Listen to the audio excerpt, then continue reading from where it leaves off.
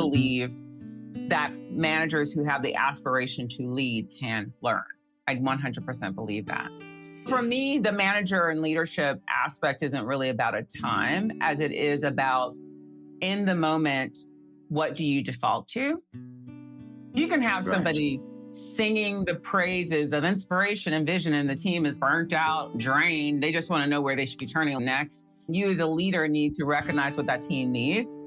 Maybe it's being specific about operations, processes, and what's important right now, because that's what they need. If a good manager or a good leader is operationalizing their way in which they are showing up, then it should never get soul destroying because they are really thinking about what the team needs. The danger is when someone lives in a specific space to the point that it becomes the most important thing that they're doing. So in that example you gave, when you said soul destroying, I was like, whoa. For me, that is someone who doesn't even know they have somebody in front of them who needs something else.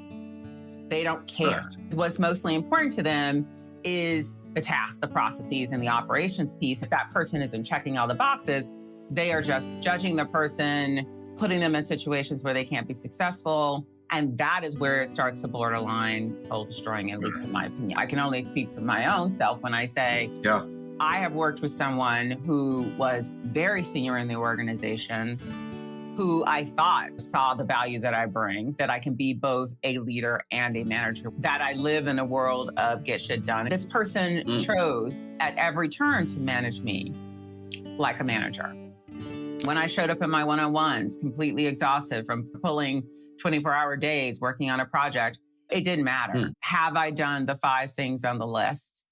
Why do I have an attitude? We as women, and certainly we as women of color, often are sort of tasked with, when in fact, I'm showing up, showing you all the things you want to see, yet I'm not getting inspiration from you, gratitude for what I've been able to accomplish, something to sort of say, I see you. Leadership, right? So I was very aware that I was not being led. I have always wanted to work for somebody who was an inspirational leader, someone who could mobilize me, get me excited about the mission, make it make sense from a business perspective. When I don't have that, I know it, and it is a drain. But my point is that's how I sort of see the two differentiating. And don't want us to, in this podcast, to give the impression that managers cannot be connected to their team, because that's not necessarily true.